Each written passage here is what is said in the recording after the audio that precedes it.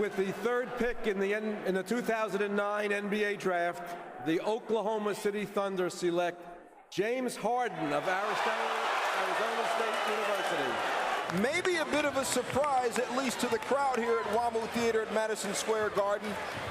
But the Thunder, they liked James Harden all along. They considered him the most polished player in the draft. The sophomore guard from Arizona State. He's the most unstoppable player in the league right now. The guy's averaging 39.5 points. In the streets, that's 40. That's James Harden. I mean, he's a lefty. You want a mid-range pull-up, you want a floater, you want a layup, you want a dunk, you want a free throw. He's legendary for his step back.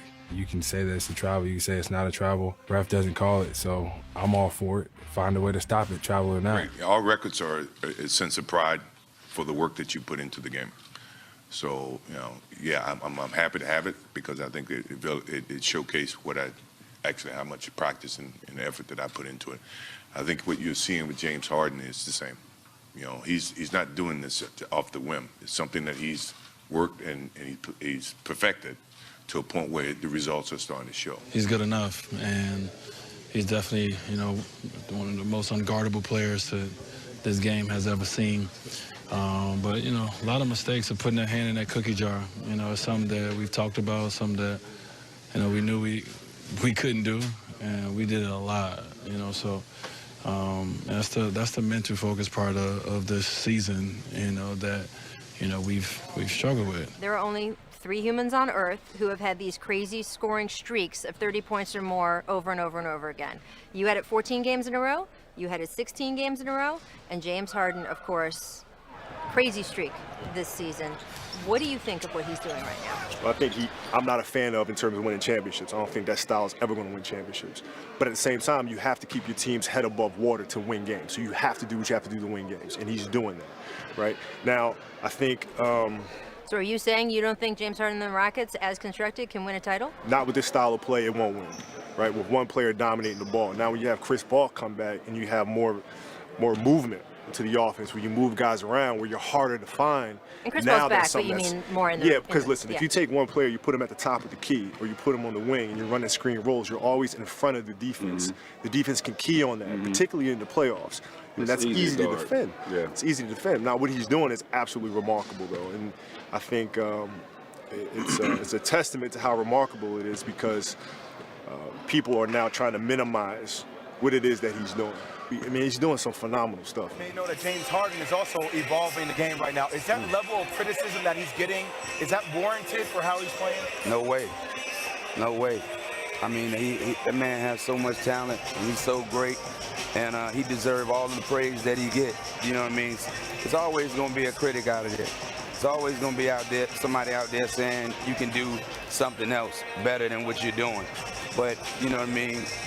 I think he just keep his foot to the pedal and keep his foot to the floor, and keep rocking, man, and doing his thing. Because I know his teammates love having them in their foxhole and rocking with him night in and night out. So, James, keep doing your thing, man. What excites you the most about playing against him in particular? Well, just the skill level. Obviously, he has a lot of respect of everybody in our league, so we understand how talented he is and how well they play when he plays well. So for us, it's just about playing great team defense, making sure we're staying disciplined on both ends of the floor, but making sure that we play our type of game and make them adjust to us. So it's the physicality of the game. He sat him down, as my kids would say. He sat him down. So that was a nice move. I'm just glad I'm not that guy that failed. Well, that was very disrespectful, but that was a great move. And you mentioned that you thought James should have been the MVP last year. Do you even think there's a conversation, a debate this year? No. No, he earned it. You know, the things he's been doing, you know, all year is incredible. You know, I think he's locked for it. You know, he deserves it. So, you know. One of the people you got advice from when you were trying to turn things around was, ironically, James Harden. Yeah. What advice did he give you then you can use against him now? You know, it's funny, you know, you ask all these guys, you know, what do you see here? Like last year it was PG, you know, and this year it's James and CP and all those guys. But, you know, for me, he really just told me, like, you know, just stick with it. You know, it's not all going to just be gravy. You know what I mean? It's not all going to be great. You know, there was times when he was in OKC where, you know, things weren't, you know, going great. You know, he was playing well, but things weren't like what they are now. You know, and I think it's a little bit of adjustment period, and that's really, you know, we worked out with each other over this past summer, and he was saying the same thing. Like, it's not always going to be what you think it is until you get to a point where you can slow the game down yourself, and you know, it's completely different. And you know, you take that advice and you try to apply it, and you start to get impatient, and you're kind of like, when, and then when it happens, that's when you kind of sit back and you're like, oh, like, I see what you're saying now. Even though, you know, part of it was the free throws, but he has a 50-point triple-double. When a guy has a performance like that, how hard is it to overcome that as an opponent? No, you can't put him on the line. We put him on the line 20 times. He's already talented offensively. Could put the ball in the hole multiple ways, drive, step back threes. But you're giving him easy points. We put a guy like that on the line. You know, you can't put KD on the line for 20 free throws. You know, you can't put him on the line for 20 free throws. You can't put any of our, you know, scores that we have in our league on the line 20 times. So I'm just trying to figure ways to, you know, obviously, you know, be great in that. But you don't need to see another player that's getting double teamed. So How coaches scheme for a player it's usually tells you. Totally different than any other player in this league, or probably has ever been schemed for. It's interesting to me because the way you're schemed by coaches, assistant coaches around the league reflects one level of fear of you as a player. But then the NBA's own website has an MVP ladder, their rankings for MVP. They list the top 5 players. You're not even in there, James. I know, that's crazy. What do you think of that? And I still lead the league in scoring. 3rd straight year you've led the league in scoring. Yeah. What do you think of that? That's something I can't control. Like, I mean, if around the league there's getting double teamed, like if you name the top 5 players that are getting double teamed around the league, there's going to be notice. People are going to say, oh, he's getting double teamed, or he sees a double team, he sees a trap at half court every single night. Like, nobody's mentioning that, you know? I'm not the type to go out there and say it or broadcast it. Like, I'm just going to try to go out there and win games, and that's what we'll be trying to do. You do have people talking about some of the stereotypes that have blown up around you. Charles Barkley, when they had the All-Star draft, was saying, oh, no one wants to take James Harden, he's a dribbler. Giannis Antetokounmpo makes a joke on the air about, I want to take someone who can pass. I'm taking Kemba Walker instead of James Harden. I average more assists than him, I think. You ranked 10th in assists going into the All-Star break, and Kemba ranked 36th in assists going into the All-Star break. So I don't see what the joke is, but I didn't even see it. You know, I don't pay attention to stuff like that. I just know none of them can mess with me. Well, Daryl Morey, your general manager, had a great line to kind of address all of that. He said, being different doesn't really get appreciated until it works. Yeah, or when I'm done. You know, when it's all said and done, you know, they'll appreciate it more. You know, but I wish I could just run and with 7 feet and run and just dunk. Like, that takes no skill at all. I got to actually learn how to play basketball and how to have skill, you know? I take that any day. Do you think that in the end, a title is going to give you the respect that you think you deserve? I mean, it is, and I will get it.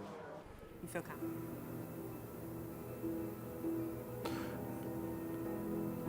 That was, you know, a very, very sad night. What did you think when the phone call ended? I went home, laid down, and just started tearing up. We had big plans that we were gonna, you know, win a championship for years. That ended quick. That's the part that people really don't notice when trades and, you know, guys moving to different teams, when that stuff happens. It's the relationship piece that is always difficult to let go. There was a bond there, you know, with Kevin and Russell. I think that was the hardest part, leaving that relationship. It's been almost 4 years and I still think about it. What if? What's the answer to the if? It stops, and then I think about now. Harden signed a 5-year, $80 million max contract with the Rockets, along with his mom, who also serves as his manager. He arrived in Houston not as the 6th man, but as the man, and the face, and the star of the franchise. How am I gonna figure this one out? Never been in this situation before. starting, having my own team, being the go-to guy. October 31st, 2012, the rocket launched. That man is out of this world. Unreal again, James Harden. First game I had like 37 points and like 12 assists. Next game I had 45 points. Those 2 games gave me that confidence that I was gonna be all right, I was gonna be good. When you walk down in the mall, they'll say, I hear, was that James Harden? I'm like, yeah. Everything that I bring, you know, obviously on the court, at the peak of my game, but just off the court, you know, my demeanor. I got a fan base, I got people that are following, that, you know, people are watching what I wear. A lot of NBA players are really good, you know, on the court, but just off the court, they don't have the, you get what I'm saying? The Rockets' offense is crushing them. Turnovers, missed opportunities. The wins aren't there, so people are saying, you know, he's getting his stats, but they aren't winning. You know, what is it? What's going on? Whether it's, you know, he can't play defense, or, you know, he doesn't pass the ball, or he's not a winner. I hear it all. I don't pay attention to it.